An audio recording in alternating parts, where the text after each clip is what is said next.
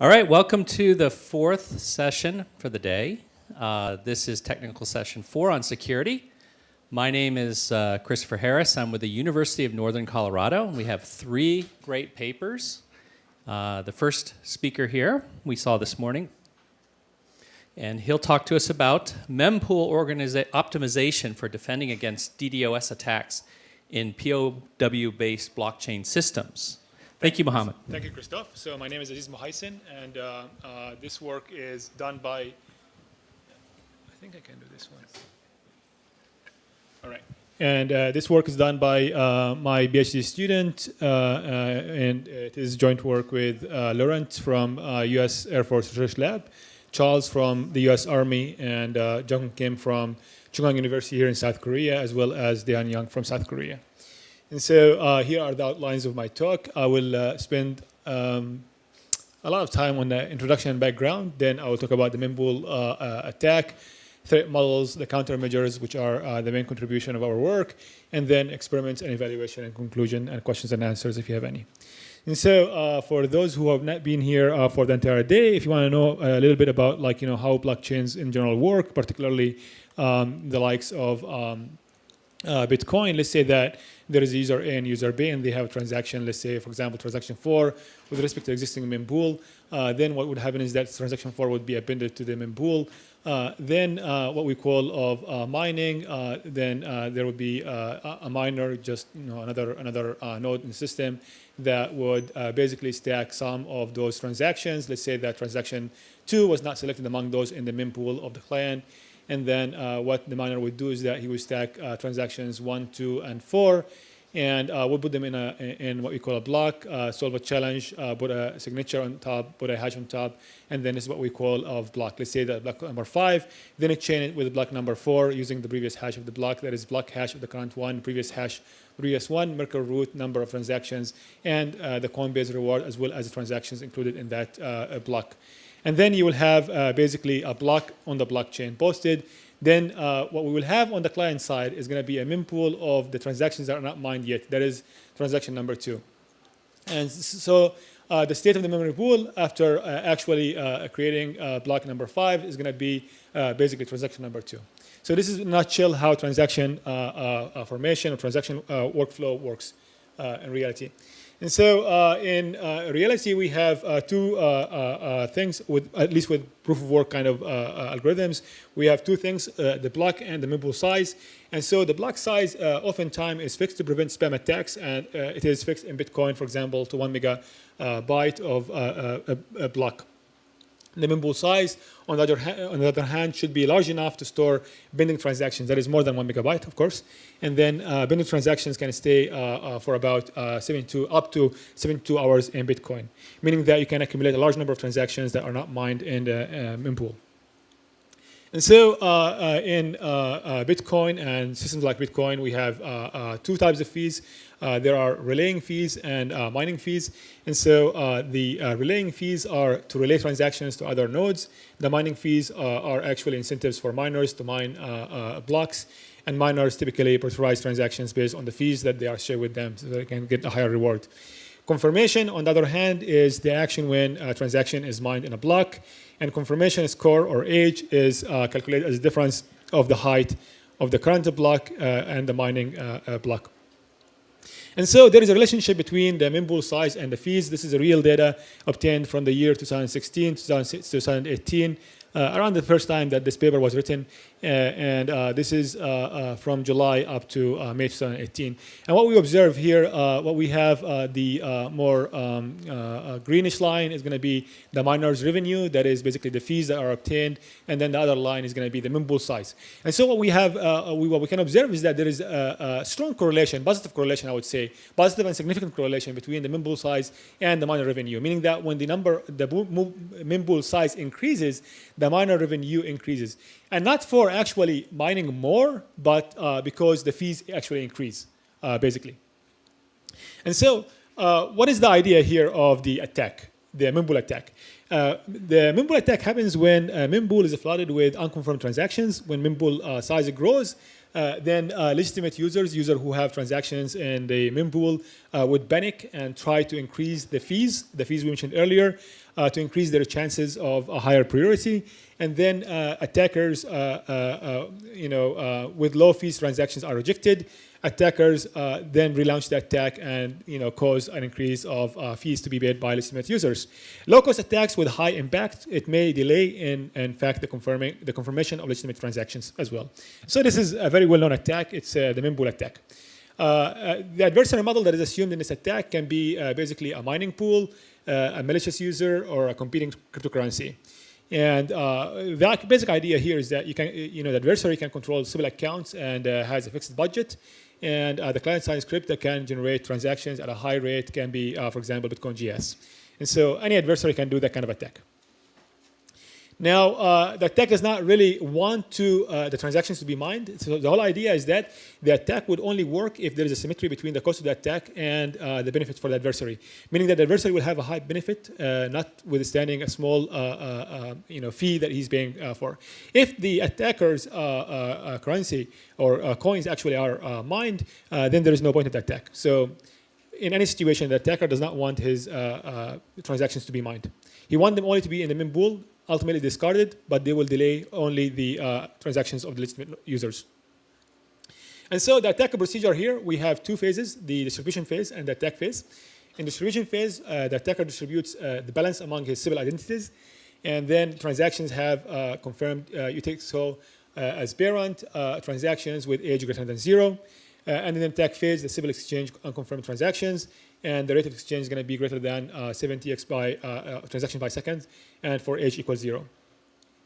And so this is not really a theoretical attack. It's actually a real attack that can be seen easily on blockchain.info as confirmed in this image. So the idea that we are trying to pursue is that we want, and I will really defer you to the paper for more details, the mathematical formulation of this problem. What we want to do is that we want to model attack in a way that would give us the ability to control, and the control will be used actually to develop some policies that can mitigate the attack. And so the way that we use for modeling is, that we follow for the modeling is using queuing theory. We use the Lyapunov optimization for the problem. And so given a queue that is going to be the mempool of a state or size QT, and we have basically an output of it is going to be BT, that is in Trox robot. And then the input is going to be a bunch of malicious and benign or legitimate transactions. What we want to do is that we want to implement a control. The control itself is going to be the policies that are going to be that we are going to optimize so that they can mitigate actually the impact of the attack. And so the control allows us to apply countermeasures. The optimization ensures time average stability of the queue, the mempool, that is the mempool size. And then the objectives here is to minimize the malicious transactions in the mempool accepted by the mempool, and also maximize the legitimate transactions accepted by the mempool, and keep the mempool stable, avoiding flooding, that is to keep it within a same constraint of size. And so to do so, we apply two countermeasures. The first one is fee-based countermeasure, and the second one is age-based. And so for the fee-based, we enforce the attacker to pay relay fee and mining fee and risk losing the balance, which is against the key criteria, the key idea of the adversary. That is the asymmetry of the attack. And then the age-based is determine the nature of the incoming transactions based on their confirmation score and isolate malicious transactions, basically. And so for the first type of policy, for the control, the fee-based design, basically the mempool sets a minimum relay and mining fee and only accept transactions that pay both at the same time. And Sybils are forced to pay the mining fee first, so this is a loss for them. In a fixed budget, the total number of malicious transactions reduce. It's going to be fixed, but it's going to be reduced because the minimum is set in advance. And attacker risks losing the balance if transactions are mined in the blockchain. And so here is the algorithm in more details. Basically, we set the mempool size to a threshold, and if the threshold is reached, well, basically we apply the fee policy. That is to say, the queue itself is congested, and so for that you initially apply, well, for the current design you apply the fee policy. And transactions that at least pay the minimum relay and minimum mining fee are only accepted, and then they are considered in block. And once transaction is added to the mempool, the size is updated. The size of the mempool is updated. If the new size is less than the threshold size upon creation of a block, then policy is not enforced. So this is basically a dynamic policy that is, decided whether to enforce or not based on the current size of the queue. And so the analysis for this policy is that we use a discrete event time simulator. As a toy example, we use 1,000 malicious and 1,000 legitimate transactions.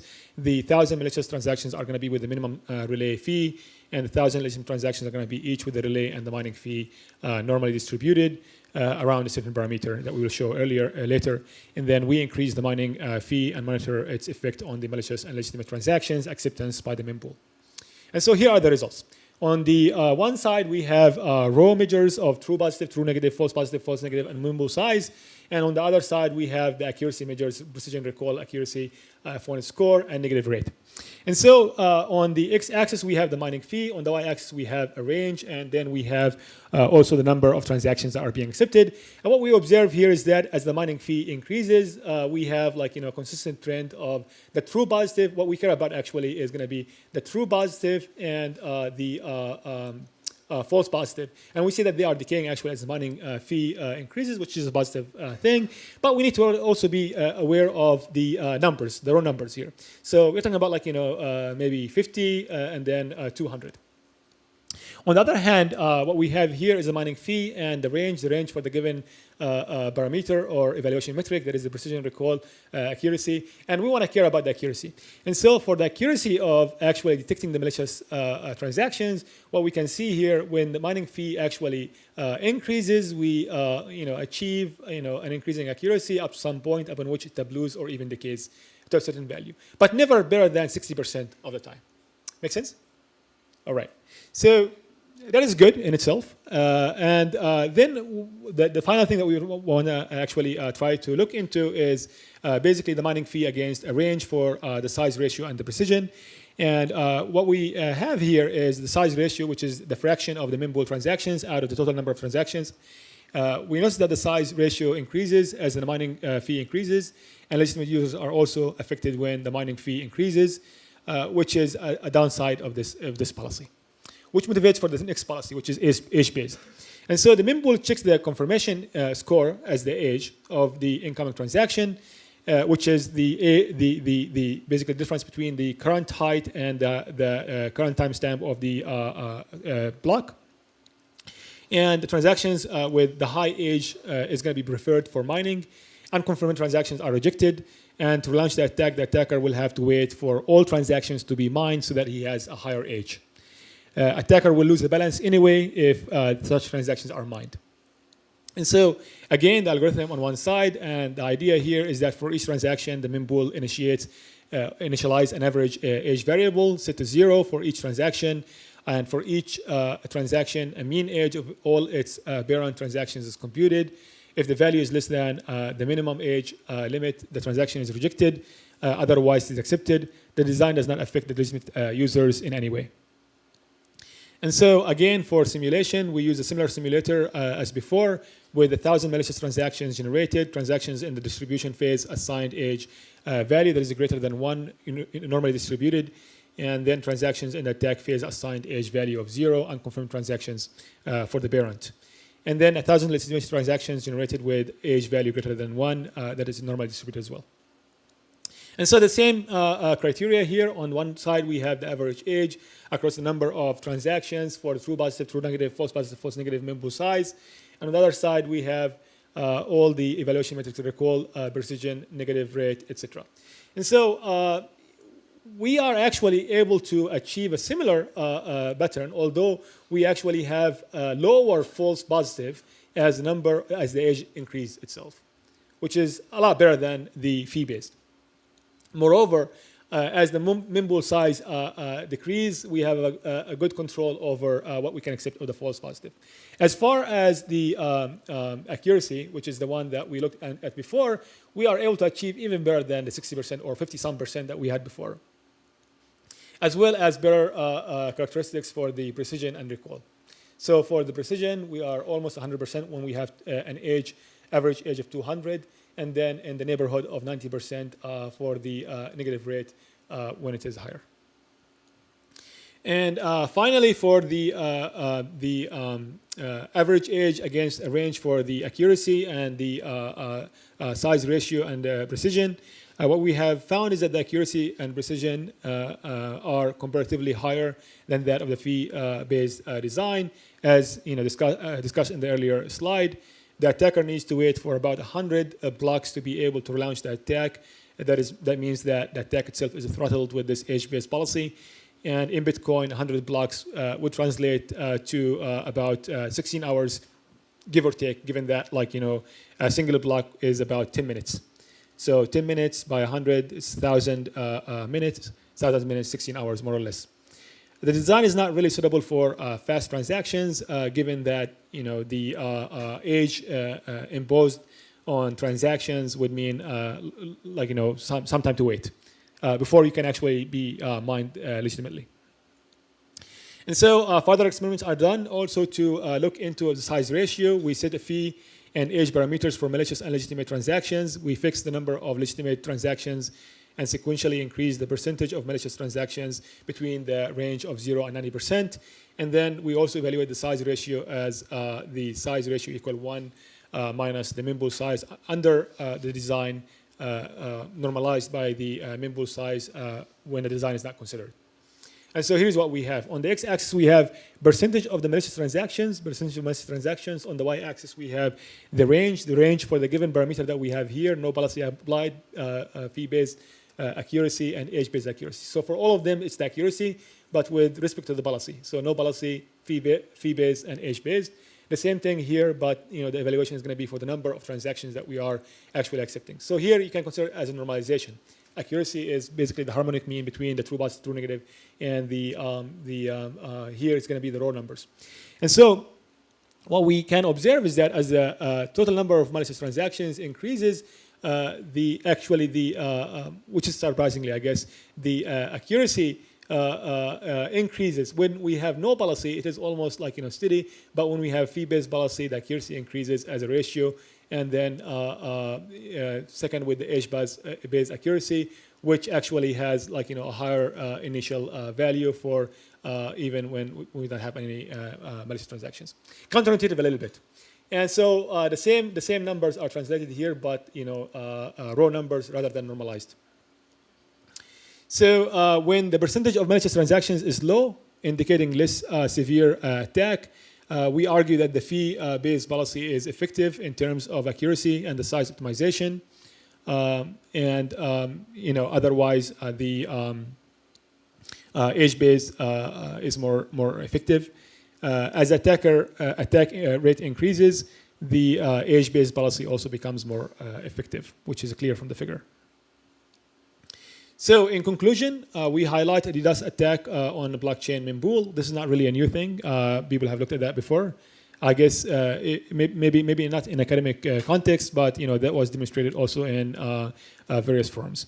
We modeled the attack procedure and propose fee-based and age-based countermeasures. One of the contributions of this work is the mathematical modeling of the control, and this is something that I not cover here. Please refer to the paper if interested.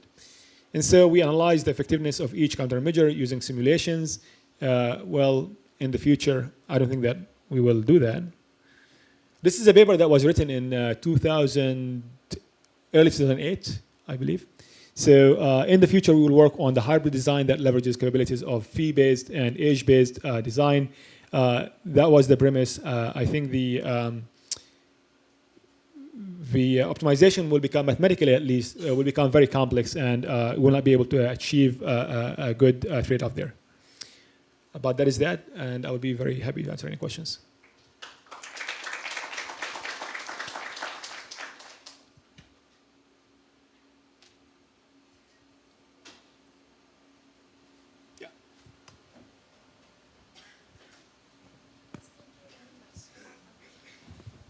Thank you. So I have a question is how do you model the attacks and how you measure the accuracy of your system? So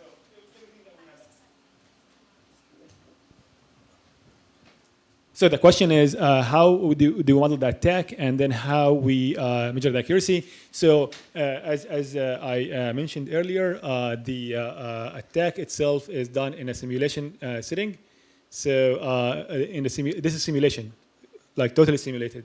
So I can show you something else here, which is discrete event time simulation, meaning that we are making the assumption that we have, like in the queue, 1,000 malicious transactions, and then 1,000 legitimate transactions with the current parameters for age and fee, the two fees.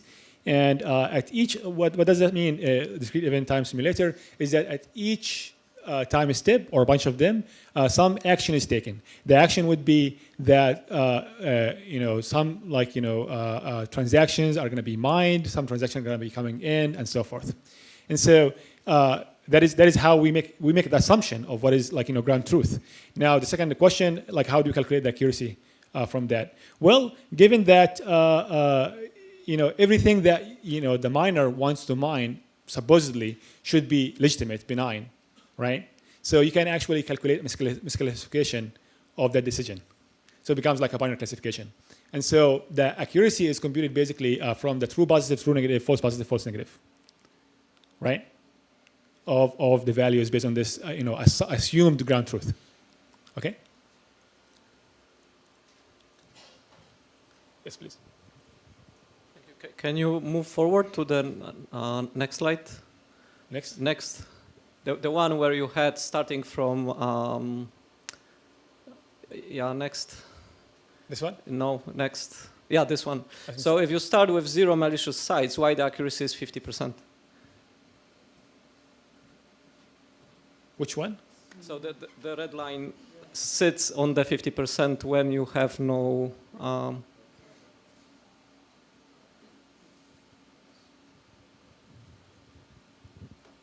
This is, that's interesting.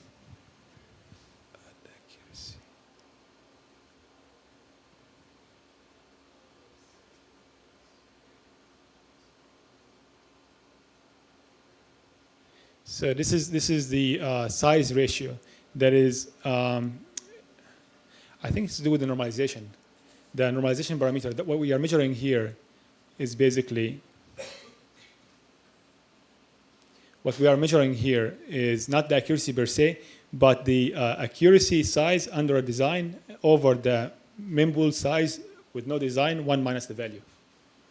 That is what we are actually measuring on this curve. Does it make sense? So it normalizes based on... Normalized based on size, yeah.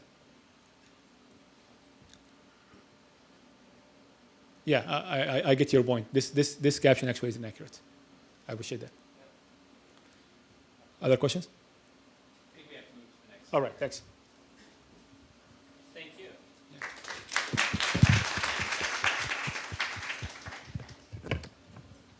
I wasn't time. Yeah, good job. So our next speaker is Michael Kroll. Did I pronounce it right? Krull. Yes. Right, okay, great. And he's going to talk to us about Proof of Prestige, a useful work reward system for unverifiable tasks. And while he gets set up, is the third presenter here? Okay. Okay, thank you.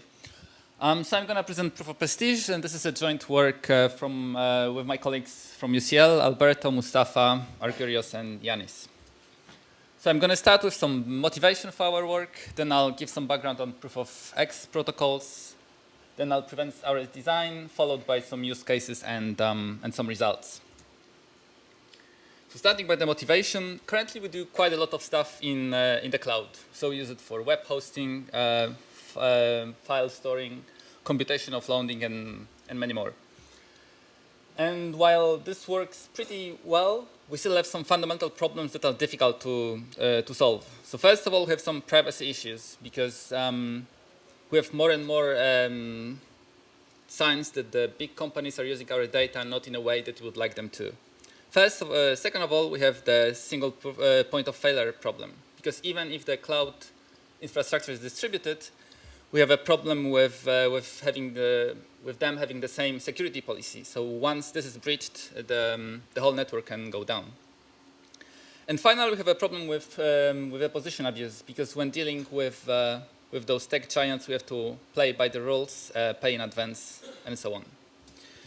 So that's why recently we experienced this rise of this sharing economy systems. So in this sharing economy systems, instead of going to the cloud, users try to cooperate with each other to achieve common goals. So we have multiple systems such as Golem for computation, Filecoin for storage, Steam for content creation. And one of the biggest enablers in the space was blockchain, because now when we shift from the centralized and trusted cloud to anonymous and untrusted users, blockchain allows us to perform secure payment, act as an escrow, or give us some security guarantees. So in this simple scenario, we have a user and then the worker. So the worker performs some work, and user pays for it. And so this is this fair exchange problem, or the seller and buyer dilemma that we've seen before. So we have already some existing solutions for this problem. So we have fair swap for files, RTNT for computations, or other system for tokens. So we basically know more or less how to solve this problem. However, in this talk, we focus on a slightly different scenario. So we add another actor to the system, which we call motivator. So the motivator benefits from the increasing size of the network, so of the increasing user base, and he will be the one paying workers for their work that will still perform work for users. So to give you an example, we work with BBC. So BBC is the national broadcaster in the UK. And so BBC produce content, but they do not have the infrastructure necessary to send it to users. So what they will do, they will pay Akamai, which is a content delivery network, and the Akamai will distribute the content to the users. And then if the users are happy, BBC can claim more money from our taxes. So now if you would like to change Akamai with those anonymous workers, we have a problem of the payment, because now we don't really know how to securely reward workers for their work. Because to pay them accordingly, we need to actually determine if they performed the work that was requested. And this is difficult because BBC or the motivator doesn't trust the workers nor the users, because they're anonymous. And furthermore, worker can always create some fake identities and claim that it sent the file to all those people and claim rewards. So in this work, we were wondering if we could use blockchain mining power to reward workers in a reliable way. So first of all, few things on the mining power in general. So as we all know, blockchain can be seen as a distributed database with multiple replicas. So for the replicas to be consistent, we need to run some kind of consensus protocol. So it can be seen as a distributed vote with with different users having different voting power. And the user who proposes a block that will be then accepted by others will collect some rewards, either from mining new coins or from the transaction fees. And in this setup, we have to protect against Sybil attacks, because again, we don't want users to create thousands of fake identities to increase its mining power. So Bitcoin solves it was the first system to solve it using proof of work. So in proof of work, we solve the CPU-intensive crypto puzzles. So what we do, we bind the mining power of each user to physical resources. And again, this works, but the computations are useless outside of the context of blockchain, and it causes high energy consumptions. And also we have this problem with constrained devices that cannot really participate in the network and catch up with more powerful devices. So then we have proof of stake, which allows us to perform this weighted round robin based on the number of coins. So in this case, we bind the mining or minting power to the wealth accumulated by each user. However, here we have this problem where rich users will get richer only by having money, and a slightly increased risk of centralization. So we would like to have is is a proof of useful work, where miners will secure the network and at the same time perform some useful work for the users. So we would like to bind the mining power of the users to the amount of useful work they perform for others. And this is also difficult because for that to work, we would need to prove that the work was actually performed. And in some cases, we can do it. So if we say that we want to find large prime numbers, if someone finds one, we can easily prove that it was done. However, in many other cases, such as content dissemination, we cannot do it. And furthermore, we would like to protect against this dummy task submitted by workers. So we don't want someone to submit a task and solve it for himself and then increase to increase its rewards. So for these use cases, we developed proof of prestige. And proof of prestige is a reward scheme for unverifiable tasks. It runs on top of a proof of stake blockchain.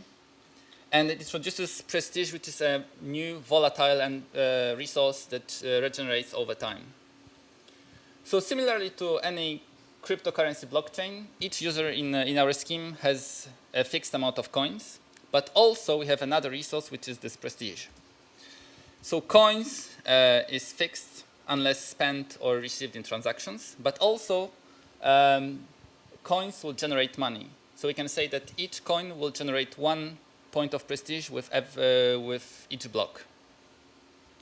So prestige is generated from money, but also it decays. And the decay is based on the percentage of the current prestige that each user has. So you can say that, for example, 10% of the current prestige will disappear with every block.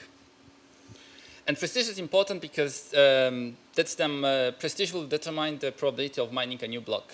So it is similar to proof of stake, but in proof of stake we are taking into account only money, and in this case we are looking at only at prestige.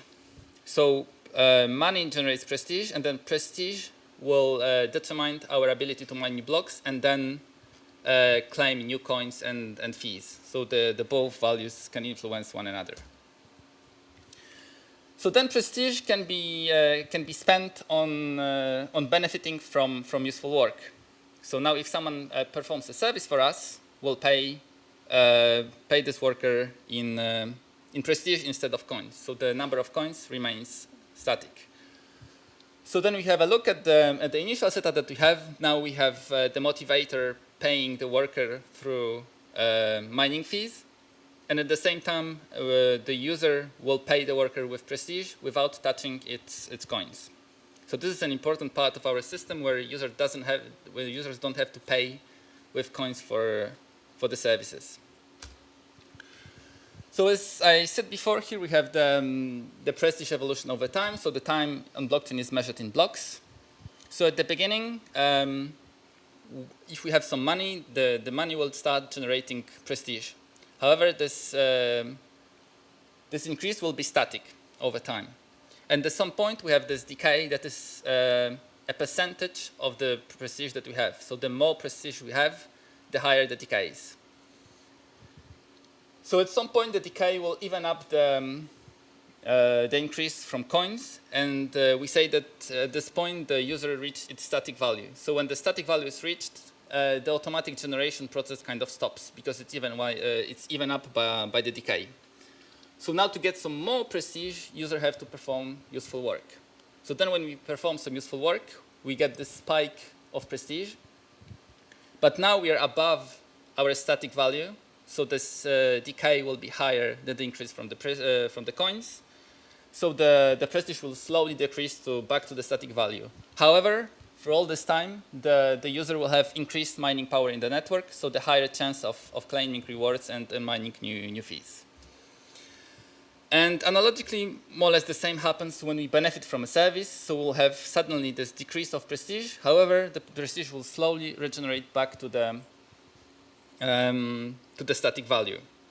And the static value depends only on the number of coins that we have. So if we spend some coins or remove them from our wallet, the static value will decrease and the prestige will follow. And similarly, if we're lucky enough to mine a new block and get some money, the static value increase and the prestige will follow as well. And the good thing about it is that it doesn't matter when we submit those acknowledgements of useful work. Because our mining power over time will remain the same. So I'm not going to give math about it if you want to see it in the paper. But this is useful in those offline scenario when we can walk around being offline, perform some useful work for others, just gather the acknowledgements, and when we are back online, we can sync with the blockchain and claim the rewards. So what we're talking up to now is this simple case when you have one worker and one user. So the worker performs work, we pay in prestige. However, we also were interested in slightly more complicated scenarios. So we call this scenario progressive mining. So in this case, when I perform some work for others, so let's look at this use case with content dissemination. If I give a file to someone, then I allow also this someone to disseminate this content further. So then I would like to also be rewarded for the transfer that this someone did. So it can be seen as a DAG or a tree where there is the initial worker who allowed others to work, and then there is a set of other workers organized in a tree. So the file or the work will be flowing down, while the prestige will be flowing upstream. And then each user or worker will retain a percentage of the prestige flowing up based on its prestige. So it means that the whole scheme is Sybil resistant because fake identities with no prestige will be invisible for the whole scheme. So like this, we prevent also any malicious manipulations of the whole topology. So then we were wondering how we can use this scheme, and the first use case was Steam. So Steam is a content creation platform based on a blockchain as well. So we have authors that in our case are workers who can write articles and create content, and we have readers that are beneficiaries of this content. So now readers can signal up, can signal interesting content by using a vote up or like button. And then the Steam, which is a motivator, collects money from advertisements, and then will automatically reward the most successful authors with an automatic coin transfer. So this works pretty well because we have this independent publishing platform. However, we have a problem with users spamming those like buttons, because now we don't have any restrictions, so we can just like every single article on the platform. And even if we bind the power of the like or this upvote with the stake that each user has, we have this problem of collusion when the authors are incentivized to kind of cross-like each other's work to increase the reward. So if in this case we replace this upvote mechanism by a simple mining prestige transfer, then we actually still solve all those problems, because now we have a limit of the number of articles we can like over time. We prevent the Sybil and collusion attacks. The content is still free for the end users, and we keep rewards for the authors. And our second use case was this torrent-like content dissemination. So here we use this progressive mining used to calculate rewards, and this allows us to reward those early seeds that allowed others to perform their work by giving them higher rewards. So again, the downloads is completely free for the recipients, but it's limited in time. So if now we download a lot of files, our prestige will run out. So either we have to wait for the prestige to replenish or perform some useful work for others. So it helps us to create this sustainable environment where everyone is incentivized to perform useful work. So I'll finish up with some results. So here we're, I think it's visible. So here we're looking at, we're having graphs of 1,000 nodes, and I think we had at least 100 iterations. And we're looking how the rewards are in terms of prestige by performing work. So here on the x-axis we have the initial prestige that we had before performing useful work, and you can see that with simple mining, the base prestige doesn't play any role. However, in the progressive mining, the more initial prestige we have, the more rewards we can collect. So this gives us this choice of choosing the scheme that suits our needs. So either we disregard the initial prestige, or we want to reward the users that invested higher in our scheme. And so we also investigated what's the impact of the distance from the root, so from this initial worker. So here we can see that, again, in simple mining, it doesn't play any role. However, in progressive mining, it allows us to give high rewards to the users who jumped early to the file propagation onto to this useful work and allowed others to work as well. And finally, for both schemes, what is important is that the number of performed services, so the amount of useful work, was actually the most important factor in collecting the rewards. So the more work we perform, the higher reward we get. So that's the main feature allowing to incentivize the useful work. And finally, here we took a popular BBC series called Bodyguard. Then we calculated based on the number of viewers, how much BBC spent on Akamai. And then we were wondering how much each user will get if we put those money onto the torrent peer-to-peer content dissemination. So I will not go through the parameters, but the bottom line is that by just walking around or just seeding file in the torrent, we could actually make significant amount of money, such as 20 or 25 British pounds. And this is, here the number of transfers is limited to 8. So I think just giving the file to 8 people can give us a significant amount of money if we switch from the centralized service to distributed workers. So to conclude, we have a scheme that incentivizes useful work in the network. The amount of prestige determines the probability of mining a new block and collecting the rewards. So it means that poor but active users can collect more rewards than rich and lazy ones. So this is the drastic change from the proof of stake. The scheme is secure against Sybil and collusion attacks, and proof of prestige is based only on an acknowledgement. So it can be used in a wide variety of tasks. So we don't need cryptographic proofs that the work actually happened. And I think that's all, and I'm happy to take any questions.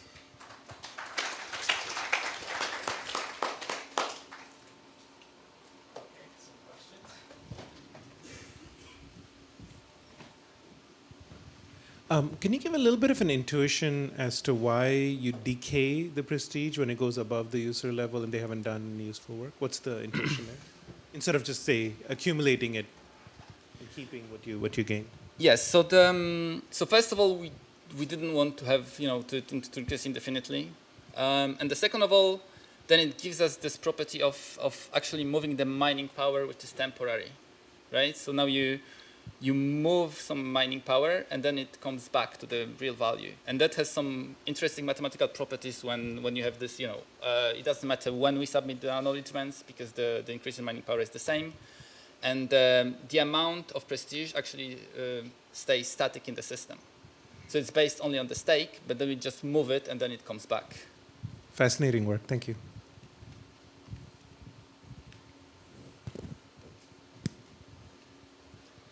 I have a question regarding potential future work. Mm-hmm. So have you investigated already if you could also have delegated prestige, for example? And if so, would it rather be that you delegate the prestige itself? So or would you delegate your prestige that allows someone to mine? You mean like in a delegated proof of stake? Or Yeah, similarly.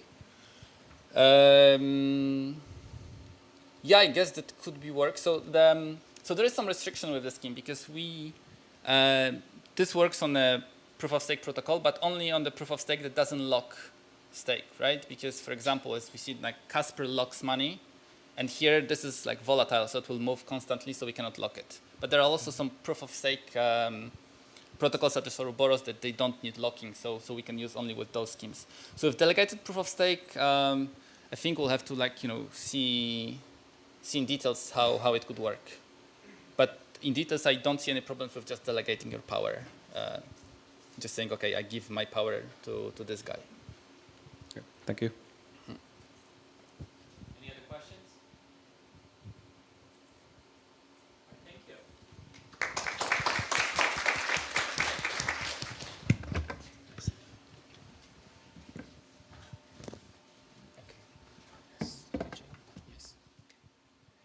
And our third presenter, who is the last presenter before you get alcohol and food, is Yujing Lin. And he will talk about the evaluation of Bitcoin address classification based on transaction history summarization.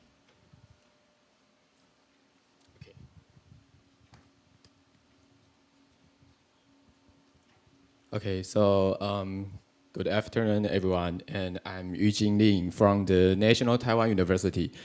And the topic I'm going to talk about is called an evaluation of Bitcoin address classification based on the transaction history summarization. And I worked with PoW, Chen Hanxu, Yiping Tu, and my advisor, Xu Liao. And this is also my master thesis about, yes. Okay. So I'm going to start with our motivation and the related work, and then I'm going to introduce the proposed methods, and then our experiment settings and our evaluation, and I will end with the conclusion and future work.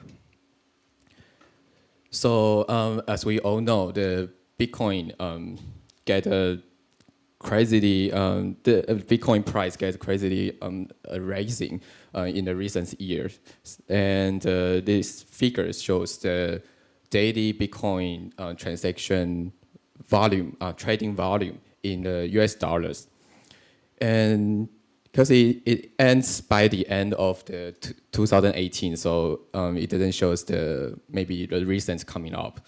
Okay, so in this kind of profitable ecosystem, there are a lot of people, a lot of participants in the Bitcoin network, right?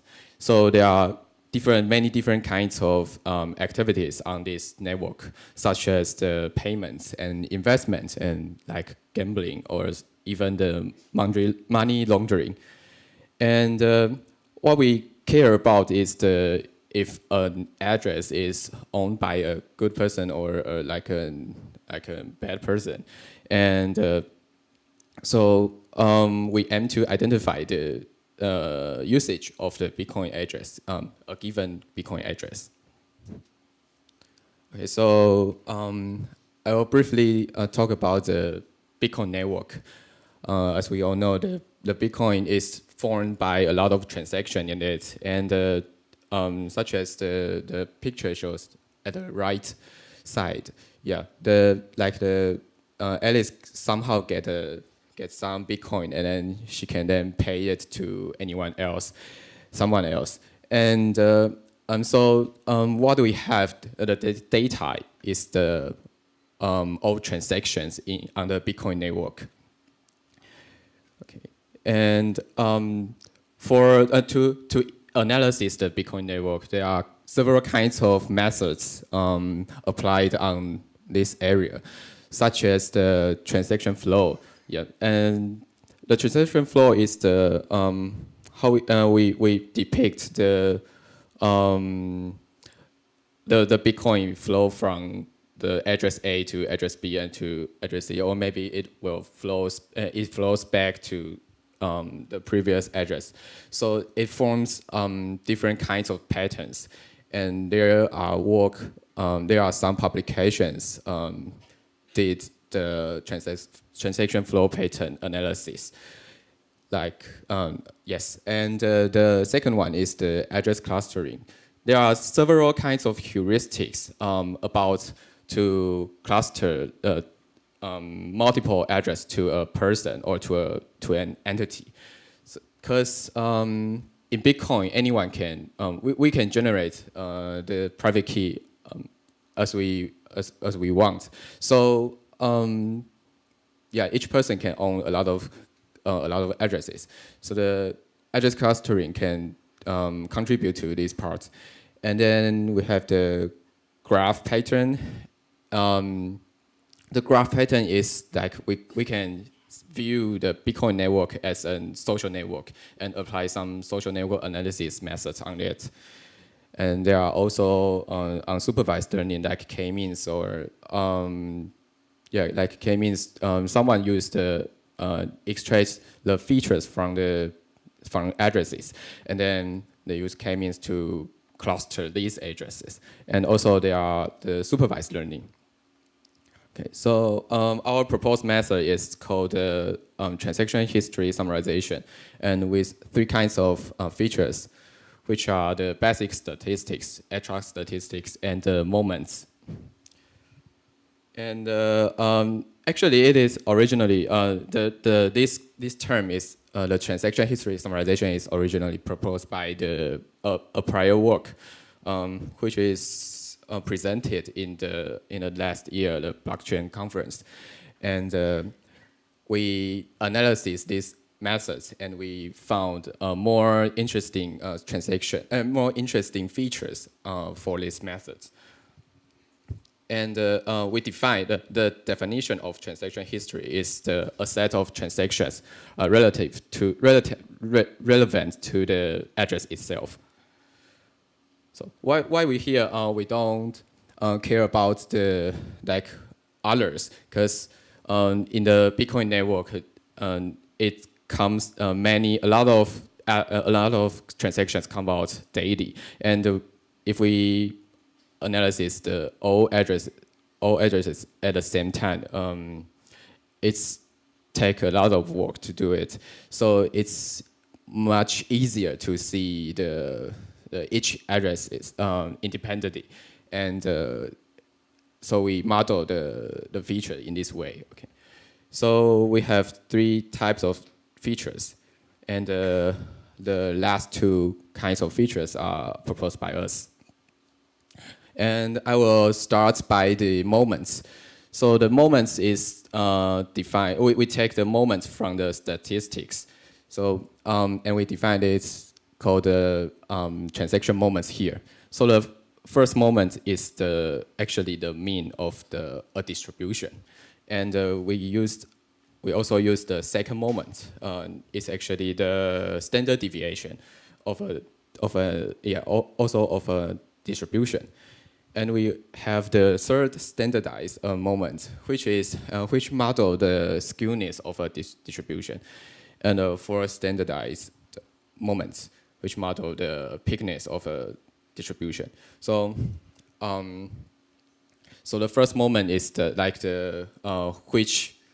which is the mean of a distribution, and the second is the standard deviation. How wide is the distribution, and the third one is the skewness, which is the main part of the distribution. Is it at the right or at the left?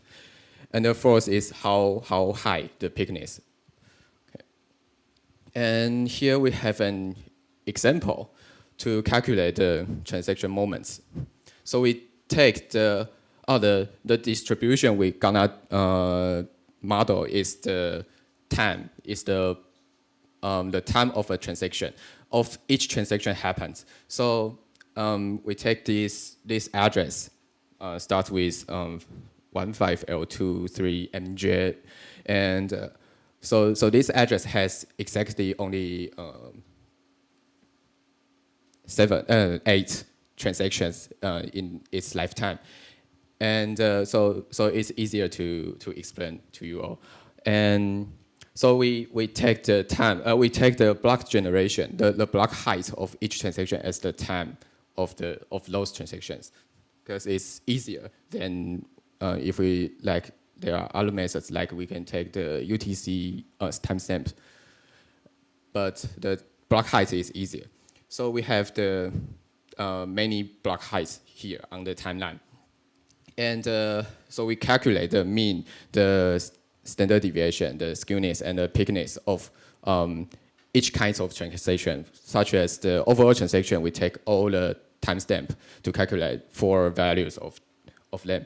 And if we want to model only the spent transaction, so they are the 4 the red ones, and we calculate the four values to another 4 moments, and we can also calculate the coin-based transactions. So and also the receive one. So this part forms our so we can have a lot of dimensions for the moment features here, and for the basic features, it's proposed by the prior work.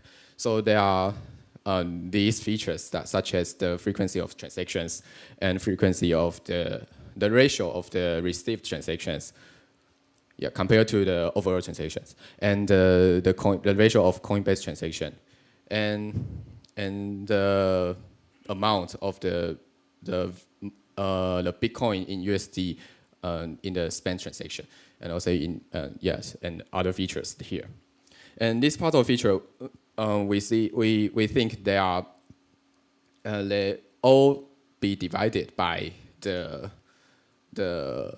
total amount. So they are like the frequency, and we propose the extra statistic to calculate the total amount, because we didn't divide them by the total amount here, because we think maybe it is also important for the classification. And on the other hand, we also calculate the BTC and the USD independently to be different kinds of features here. And and I mentioned we calculate different kinds of transaction moments here. So we have these 6 types of moments transaction moments. Okay. So our setting is we use the dataset from the prior work, which contains the 26,000 of Bitcoin addresses, and they are labeled with 7 categories, like exchange faucet, gambling, and the HIP, which is the like a fraud, and the market is like the dark market, like the Silk Road, and the mixer, and the mining pool. So these transactions are about 26,000, and they also performed a simple heuristic, address clustering heuristic, to reduce them into about 1,300 entities, which is we use the common input heuristics. So this is our label data set, and in this data set, we notice that there are some inherent bias for the data, such as we calculate this transaction timestamp, and we plot it in this box plot, and we saw, like, for example, the mixer is about located in the 400,000 block height. And so it's very easier for classifier to identify these kinds of transaction from only the time of the transaction happens. So we do the normalized, like the mean shift. We mean shift all transaction block height to their starting time, so to mitigate this kind of bias. And after we extract the features, we apply this add classifier classification method on the extracted features, and which are logistic regression, perceptron, and support vector machine, and adaptive boosting, and random forest, and XGBoost, and LightGBM, and neural network. Here we take these kinds of methods as only just a tool for us to identify the category from features. So we didn't do the improvement on these kinds of machine learning algorithms. And we calculate the average accuracy of a tenfold cross-validation. And for each method, we run on the grid search cross-validation to find an appropriate hyperparameters. Okay, so these are our results. They are reported in the micro F1 score and the macro F1 score.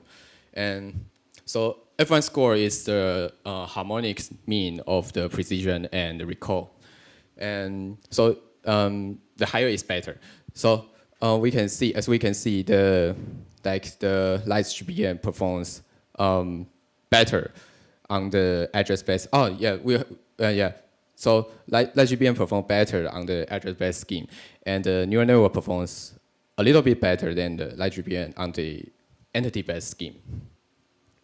And on the address-based scheme, why we use the micro F1 and the macro F1?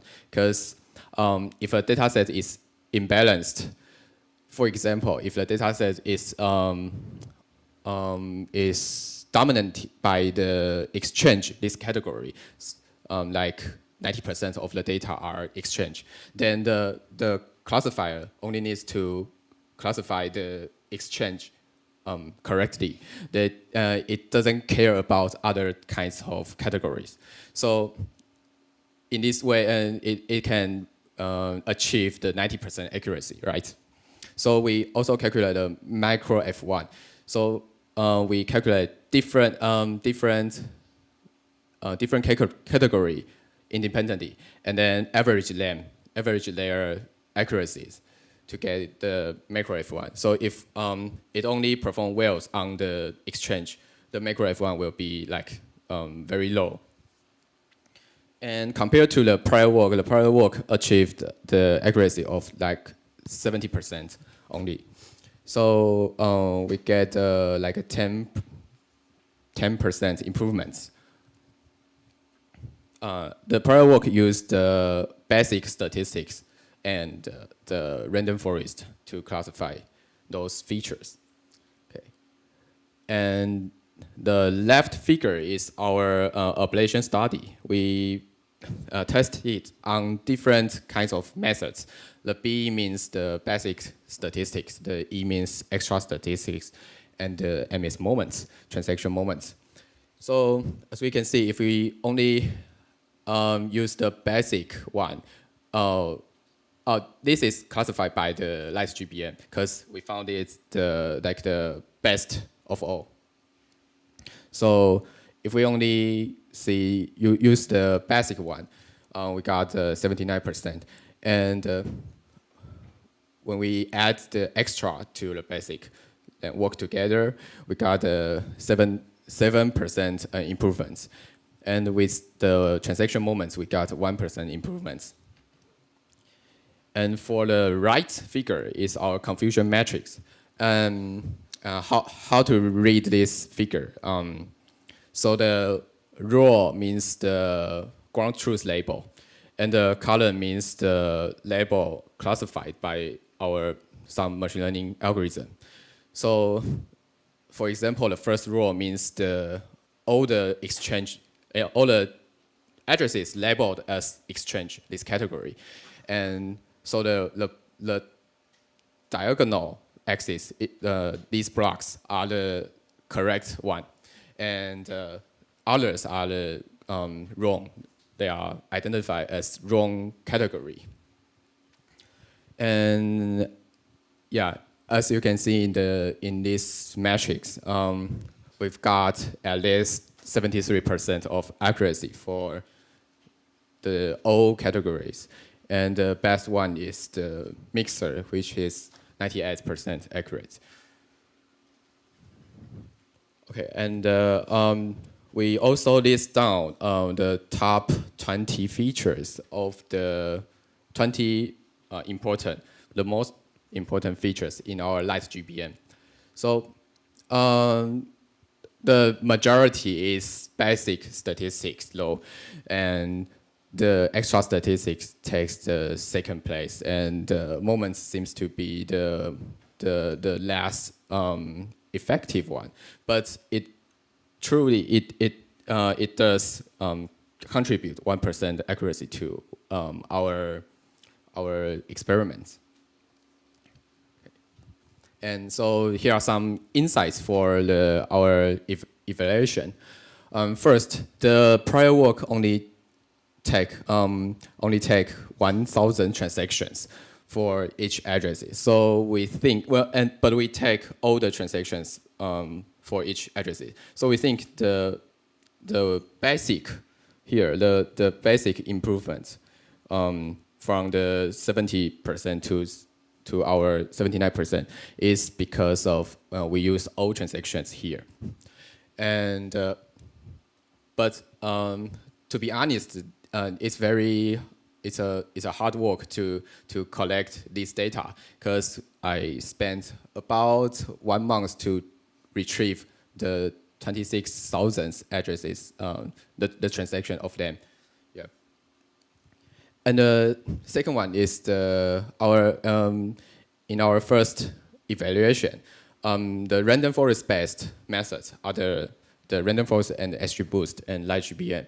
They perform well on the transaction, on our features, and then it's also perform well on our feature. But other methods seems to be kind of worse than these methods. And the last insight is we use the cost-sensitive learning to confront the imbalanced data, as you can see in our data set statistical. So like the forces only has 300 addresses compared to our total 26,000 addresses, and in the entities it's worse. Like the market only has 18 entities. So in our cross validation, the test data of markets is like only 2. So it's there are high probability to have like 0% or 50% or 100%.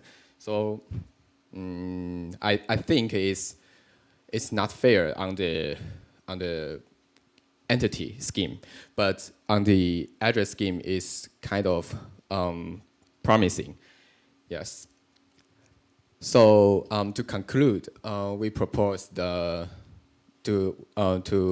classify the address by transaction history summarization with basic statistic and extra statistic and transaction moments. And we evaluate the 8 kinds of classification methods on the features. And we show the effectiveness of our features on both, actually on address-based, I think. Okay, and our future work is to collect more data to have a fair comparison. And we're going to perform a full examination to like what kinds of feature did the moments actually get. Okay, so thanks for your attention, and I'll take the questions.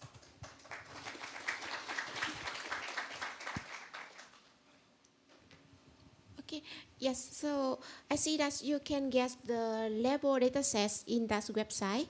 Yes. So what is the purpose? I mean, the application of your research. I mean, why do we need to label it? So, do you mean why do I want to identify the kinds of address? Classifying. We have a group, and we think maybe we can give each address a score if someone wants to know this address is secure or not. Like some address is used by the money laundering or some bad things. So if we can classify the address in some way, then we can gives a score to each addresses. Yes, but you can guess that's kind of label in the website, right? Yes, but what if the new address comes off? Because every day there are many new addresses coming up, show up. Like we can generate new addresses to do the money laundry, and this is not labeled in that website. Yeah, and we can find the addresses which is not labeled in the website by some kinds of transaction history behaviors. Okay, so based on your classification, so do you have any information to see that this address has a high probability to be an attacker? You mean the attacker to the blockchain? Yes. Because I see don't have such kind of classification. Yeah, because we doesn't have that kind of data. It's the I think it's the weakness of the machine learning because it's data driven. So we need those labels to identify the attackers. Yeah. The difficulty is the label, right? Yes. Okay, thank you very much. Thank you for questioning. Thank you for your presentation. As for data collection, such kind of data is usually prone to errors. What can you say about your algorithms? Are they robust to errors in data set or not? Do you mean how we evaluate our accuracy or? Well, you've collected some data set. Yeah. But I'm almost sure that there are errors in this data set. Oh, you mean the label might be wrong? Mislabeled. We didn't evaluate the correctness of the labels actually, because I think most of the labels are from the same website, but they are not all. Because like the Wallet Explorer, I try to collect all address on that website, and it hasn't done now. So I started it like 2 months ago, because there are too many labeled addresses on that website, and my crawler might be the kind of slow. I don't know, but so the data source generally is the same from that website, from the Wallet Explorer. And for like the HYIP and markets, these two kinds of category are from the like some forum like Reddit, or because people post like the market, some Silk Road or some these kinds of informations on the forums. So the prior work collected this data from the forum, and to be honest, there's no way to make sure which address is the label correctly. Yeah. So we what we can do is we believe the data set is real. All right, thank you. Thank you.